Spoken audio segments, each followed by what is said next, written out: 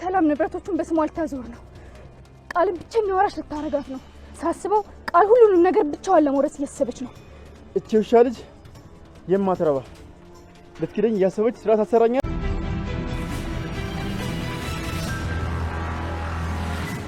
ሰርፕራይዝ ሰርፕራይዝ የእህቴ ልጅ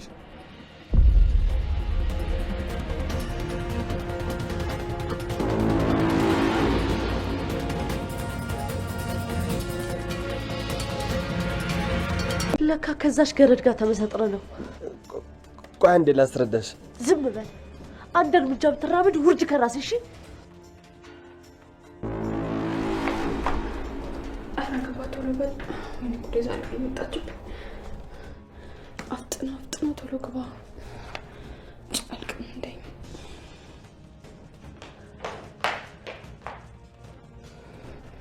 ምን ጉዴ ባልደረሰችብኝ።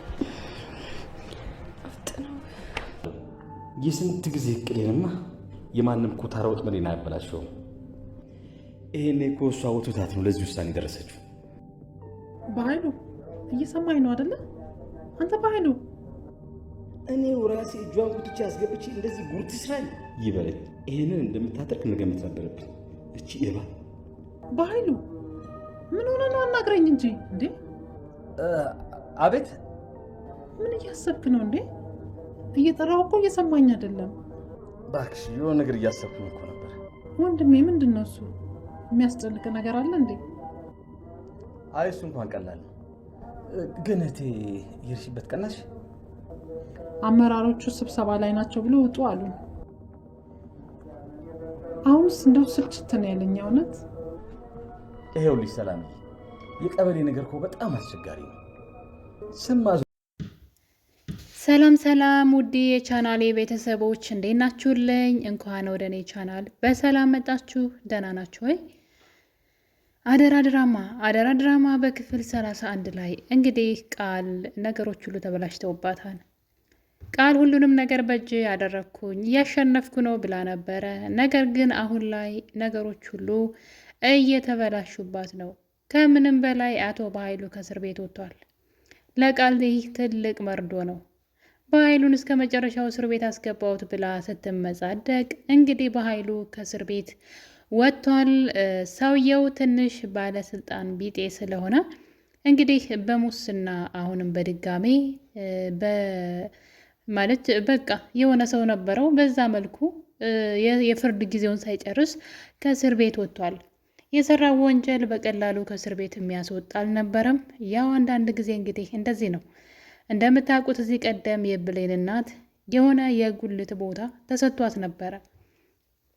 ያን ነገር እንግዲህ አስቡት፣ በድህነት ውስጥ እየኖራችሁ ምንም ነገር ሳይኖራችሁ ካፋችሁ ከእጅ ወዳፍ የሆነ ህይወት ኑሮ ከዛች ቀንሳችሁ ቁጠባ ቆጥባችሁ ያጠራቀማችኋትን ገንዘብ እንግዲህ ለእንደዚህ አይነት ነገር ለማዋል ደፋ ቀና ስትሉ አስቡት። ከዛ እንደዚህ አይነት እንደ በኃይሉ አይነት ሰዎች ደግሞ ስልጣናቸውን ተጠቅመው ያን ነገር አይታችኋል። እንግዲህ ወይዘሮ ገነትን ወረቀት ቅድድድ አድርጎ ሲጥልባት ገንዘቧን ተውት፣ ቆጥባ የተሰቃየችውን ገንዘብ ተውትና ከአንዱ ቢሮ ወደ አንዱ ቢሮ ፈርሙልኝ እያለች ስትንከራተት የስንት ሰው ፊት እየገረፋት እየተፈረመላትን ወረቀት ነው እንግዲህ አንተ ብቻ የምትፈርምበት ቦታ ነው የቀረው እንጂ ሁሉም ሰው ፈርመውልኛል እባክህ ነው ያለችው። እሱ ግን ወረቀቱን ቅድድድ አድርጎ ፊቷ ላይ ነው የወረወረው። ማንም ሰው አልጠየቀውም። ያ ማለት በኃይሉ እንግዲህ በገንዘቡ በስልጣኑ ምንም ነገር ማድረግ እንደሚችል ነው የሚያሳየው። እናም እንግዲህ አቶ በኃይሉ እስር ቤት በቃል ምክንያት ገብቷል። ቃል መቼም ተመልሶ አይመጣም፣ ምንም አያደርገኝም ብላ ነበረ አቶ በኃይሉን ወደ እስር ቤት ያስገባችው። ነገር ግን ነገሩ እንዳሰበችው እየሆነ አይደለም። እንግዲህ የገዛ ጓደኛዋን ሄለንንም ሳይቀር ሳሚን እንዲያስወግድላት ነግረው ነበረ። ልጅቷ ተመልሳ ወደዚህ ቤት እንዳትመጣ ሚስጥራችንን አውቃለች በማለት ሳሚን እንግዲህ ስታታልለው እያየን ነበረ። ሳሚ ግን ከቅርብ ጊዜ ወዲህ ቃልን ማመን ትቷል። ቃል ምን እያደረገች ነው? እኔንስ የበኃይሉን አይነት እጣ ፈንታ ብትሰጠኝ ሚስጥሬ እኮ እጇ ላይ ነው ብሎ ነበርና በመጨረሻም እንግዲህ አንድ እድል አለው። እሱም ዳግም ነው። ዳግምን ተጠቅሞ ፍላሹን መውሰድ። እናም እንግዲህ ዳግም ለዚህ ፍላሽ ሲል ዋጋ ከፍሏል ማለት አስቡት። እንግዲህ ቃል ስመዋለች በነገራችን ላይ ዳግምን በጣም ነው የሚደብረው። ግን በቃ አንዳንዴ ዋጋ ትከፍላላችሁ፣ ህይወት ዋጋ ታስከፍላችኋለች። እና እንግዲህ ቃል ዳግም ማለት ነው የማይፈልገውን ነገር አድርጎ ፍላሹን ያገኙት ይመስለኛል። ያ ፍላሽ እንግዲህ ቃል የምትመጻደቅበት ነው። ሁሉንም ሰው የምታስፈራራበት ወይም ደግሞ የእሷ አለቃ የሆኑ ሰዎችን የምታስፈራራበት፣ አቶ በኃይሉን እንኳን ሳይቀር በዛ ፍላሽ ማስፈራራት ትችላለች። እናም በመጨረሻም እንግዲህ ፋይሉን በእጇ ካስገባች በኋላ ቀን ጠብቃ በኃይሉን ወደ እስር ቤት አስገብታ በድጋሚ እንግዲህ ከበኃይሉ የተረፉ ስራዎችን ሳሚ እንዲሰራላት ስታደርግ ያየን ነበረ። እና የገዛ ጓደኛዋን እንግዲህ እንዲያስወግዳት ለሳሚ ከነገረችው በኋላ ሳሚ ግን ይህን ነገር ማድረግ አልፈለገም። ሆን ብላ ወንጀል ልታሰራ ይፈልጋ ነው የሚሆነው። ስለዚህ ስለ እሷ ማወቅ አለብኝ ብሎ ጓደኛዋን እንግዲህ መንገድ ላይ እንደምታዩት አግኝቷት ነበረ። እናም እንግዲህ አፍኖ እኔ ምንም አላደርግሽም፣ ነገር ግን አንቺ ለእኔ ቀኝ እጄ ሆነሽ ቃል እያንዳንዱ እርምጃዋን ምን ልታደርግ እንደሆነ ትነግርኛለሽ፣ አንቺ በሰላም ትኖሪያለሽ፣ አይ ካልሽ ግን ከኔ አታመልጭም ይላታል። እንግዲህ ብሌን ሄለን ማለት ነው ይቅርታ፣ ሄለን በሀሳቡ ተስማምታለች። እናም እንግዲህ ለእሱ አንድ መረጃ አድርሰዋለች። ቃል የሰላምን ንብረት ለመውረስ ሰላም የልጅነት ቅጽ ውስጥ አስገብታታለች፣ ውርስ ውስጥ አስገብታታለች ብለዋለች። እናም እንግዲህ እኔ የሰማ ሰዓት ነበረ ሳሚ እየተጫወተችበት እንደሆነና እሱን ወንጀል ልታሰራው እንደነበረ ስላወቀ አሁን ላይ እኔ ምንም አላደርግሽም፣ እዛ ቤት ተመልሰሽ ትገቢያለሽ፣ የቃልን እያንዳንዱ እርምጃዋን ለእኔ ትነግርኛለሽ ብለዋል። እናም በመጨረሻም እንግዲህ ሰላም ወደ እስር ቤት ሂዳ ነበረ አቶ በኃይሉን ለመጠየቅ ከመፈታቱ በፊት። እናም እንግዲህ እስር ቤት ከሄደች በኋላ ለበኃይሉ አንድ ነገር ነግረዋለች። በኃይሉ አገኘዋለሁ ብሎ ሲቋምጥለት የነበረው ንብረት በሙሉ በስሟ እንዳደረገችውና አሁን ላይ ቅጽ ውስጥ ቃልን ለማስገባት ነገር ግን ገና ብዙ ማስፈርመው ወረቀት አለ፣ እሱን ነገር አንዴ ስብሰባ አንዴ ሰዓት ሄዷን እያሉ አልሰሩልኝም፣ ምን ይሻለኛል ወንድሜ ትለዋለች። እሱ እንግዲህ ቃል ምን እያደረገች እንደሆነ ለማጣራት ስለፈለገ ነው የጠየቃት። እሷ ግን እንደዚህ አይነት ማት ትነግረዋለች ለበኃይሉ። በኃይሉ ይህን ነገር ሲሰማ ይደነግጣል። እና እንግዲህ አንቺ የተረገምሽ ይሄ ሲሆንማ ዝም ብያ ላይም እኔ እስር ቤት ሁኜማ ብቻሽን የእህቴን ንብረት እንድትበይ አልፈልግም፣ በዛ ላይ በራሴ ጊዜ ጎትቼ አስገብቼ እንድትበይውማ አልፈቅድልሽም፣ ስለዚህ ከዚህ መውጣት አለብኝ በፍጥነት ብሏን እንግዲህ አቶ በኃይሉ ማለት ነው። ሰላምም እንግዲህ ያለውን ነገር ሁሉ እያደረገች ያለችውን ነገር ሁሉ ለበኃይሉ ነግረዋለች። ምን እየሰራች እንደሆነ ስለ ንብረቷ ሁሉ ነግረዋለች። ይህ ነገር ለበኃይሉ ምቾት አልሰጠውም። ምክንያቱም ነገሩ ሁሉ ለቃል እየሆነ ነው። ያው እንግዲህ ሰላም ልጀናት ብላ ካስሞላቻትና የንብረቱ ወራሽ ካደረገቻት በኋላ በኃይሉንም አሽቀንጥራ መጣል ትችላለች ማለት ነው። ቃል መብት አላት። ሰላምን እንኳ የሆነ ነገር ብታደርጋት ማለት ነው መግደል እንኳ ባስችል ልታሳብራት ትችላለች። ምንም ራሷን እንዳታውቅ ልታደርግ ትችላለች። እና በዛ ውስጥ እንግዲህ አቶ በኃይሉ መከራከር አይችልም። የእህቴ ንብረት ነው ማለት አይችልም። እሷ የሰላም ልጁና ሰላም ራሷ ፈቅዳ ወዳ ልጁ አድርጋታለች። ስለዚህ ያኔ እሱ ይከስራል ማለት ነው። ስለዚህ በፍጥነት ከእስር ቤት መውጣት ነበረበት። ለዛም እንግዲህ ሰላም ይህን ሁሉ ነገር ነግራው ከተመለሰች በኋላ ሌላ ነገር ተፈጥሯል። ቃል ደግሞ በጉጉት ስትጠብቅ የነበረው ነገር አለ። እናቷን ከተቀመጠችበት ምግብ እንኳ በልታ ሳትጨርስ እናቴ ቶሎ ሂጂ፣ ቢሮ ሊዘጉ ይችላሉ፣ ቶሎ ብለሽ ሂጂና ጨርሽ እያለች እንግዲህ የምትፈልገውን ነገር እንድታደርግላት ስትወሰውሳት ነበረ። ሰላምም እንግዲህ ስትሄድ ነገሮች ሁሉ አልተሳኩላትም። በዚህ መሀል ደግሞ ብሌን ደብዳቤ ጽፋለች። እኔ ሂጄ ብነግራት ለእናቴም አደጋ ነው፣ እንዲሁ ሰላምም ላታምናኝ ትችላለች። ስለዚህ ይህን ነገር ጽፌ ማስቀመጥ አለብኝ ብላ አንድ ወረቀት ለሰላም ጽፋ አስቀምጣለች። አሁን ላይ ቃል የገንዘቡ ባለቤት ለመሆን ሁሉ ነገር ተበላሽቶባታል። አንደኛ ብሌን በዚህ በኩል ዝም ብላ ማየት አልፈለገችም፣ በሌላ በኩል ሳሚ አይለቃትም። ዋናው ነገር ደግሞ አቶ በኃይሉ ከእስር ቤት ወጥቷል። እናም እንግዲህ ብሌን ለሰላም ቡና እያፈላችላት ነበረ። ሰላም በር ላይ መድረሷን ስታቅ ነበር ተነሽ ብላ እንግዲህ ብሌንን አስነስታ ለእናቷ ቡና እያፈላች አስመስላ እናቴ እንኳን መጣሽልኝ እያለች እንግዲህ በቡና እሷ ያፈላች መስላ ስታስመስል ነበረ። ነገር ግን ምኞቷ ስላልተሳካ ደግሞ ምንም ማድረግ አይቻልም። የክፋት እንግዲህ ደመወዙ መልሱ ያስጠላልና ቃል እንግዲህ እንደዛ ተስገብግባ ልጅቷ ባፈላችው ወይም ደግሞ ልጅቷ ባዘጋጀችው ቡና ወይም ደግሞ የሆነ ነገር ምንም ነገር ይሁን ሰዎች ለሰዎች ያደረጉትን ነገር እኔ ነኝ ብሎ ገብቶ ማድረግ ምን ያክል ዋጋ እንደሚያስከፍልና ክብር እንደሚያሳጣ እንግዲህ ከቃል ማየት ነው። እናም በደስታ እንግዲህ እናቷን የሄድሽበት ተሳካልሽ ወይ እናቴ ትላታለች። ነገር ግን ሰላም ነገሩ እንዳልተሳካ አንዴ ስብሰባ አንዴ ምሳ ሰዓት ደርሷን ሰዓት ሂዷን እያሉ አልሰሩልኝም። በጣም ከባድ ነው የአንቺ ኬዝ። ስለዚህ አጎትሽ ከእስር ቤት ሲወጣ እራሱ በኃይሉ ያሰራልሻን አለቻት። ይሄ ነገር ለቃል አልተመቻትም። በጣም ነው የደነገጠችው። በኃይሉ ሊፈታ ነው ብላ እንደገና መደንቀጥ ትጀምራለች። ለምንድን ነው የኃይሉ ስም ሲጠራ እንደዚህ የምደነግጭው? ለምንድን ነው ሊፈታ የማትፈልግ ብትላትም ቃል ግን አሁንም መፍራቷን አልተወችም። የአቶ በኃይሉን ስም ስትጠራ እንግዲህ እየፈራች ትገኛለች። ሰላምም እየተጠራጠረቻት ይመስለኛል። በመጨረሻም እንግዲህ አቶ በኃይሉ እኔ ከእስር ቤት ስወጣ ይህን ነገርን ያስተካክልልሻለሁ እቴ አትቸገሪ ብሏት ነበረ። ለዛም ሰላም አሁን ላይ ወረቀቱን ማሰራትታ በኃይሉን እየጠበቀች ነው። ያ ማለት እንግዲህ ቃል ባዶ እጇን ቀረች ማለት ነው። እናም ብሌን ደግሞ ይህንን የሳሚን ፍላሽ ማለት ነው ያው ጉዱ የአቶ በኃይሉም ጭምር ነው። ነገር ግን እዛ ላይ የሳሚ የሰራቸው ስራዎች ወንጀል ተቀምጧል። እናም ይህን ነገር እንግዲህ እናትህን እገላታለሁ፣ እኔ እናትህን እንዳገናኘው አንተ ደግሞ ከቃል ላይ ያንን ፍላሽ ሰርቀህ አምጣ ብሎት ነበረ።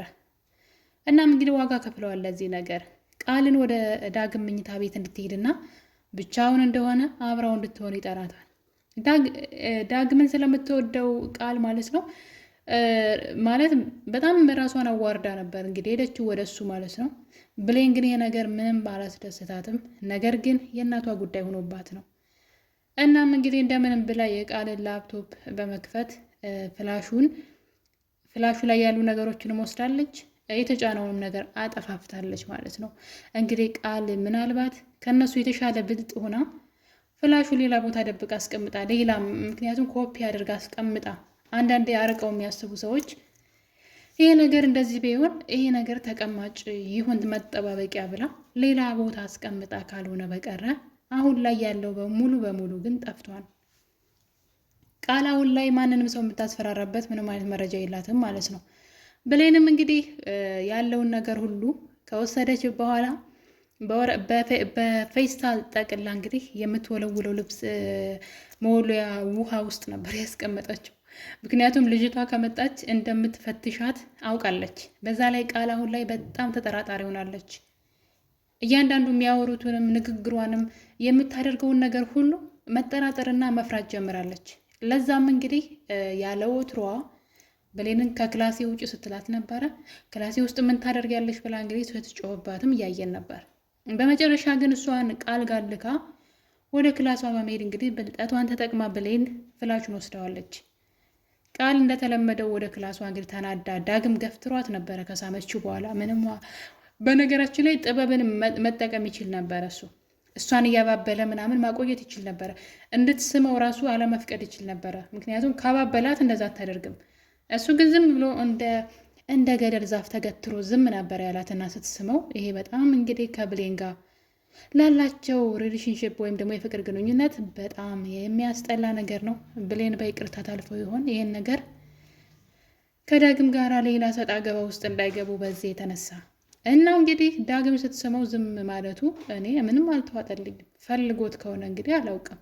ነገር ግን በብዙ ነገር ማባበል ይችል ነበር። ቀጥታ እንደሄደች ነው የሳመችውና በመጨረሻም እንግዲህ በስሜታዊነት ገፍትሮ ጥሏት እሷም እያለቀሰች ወደ ቤት ስትሄድ ነበር። ዳግም ወጥቶ ብሌን ይቅር በይኝ እያለ ሲል ሰምታለች።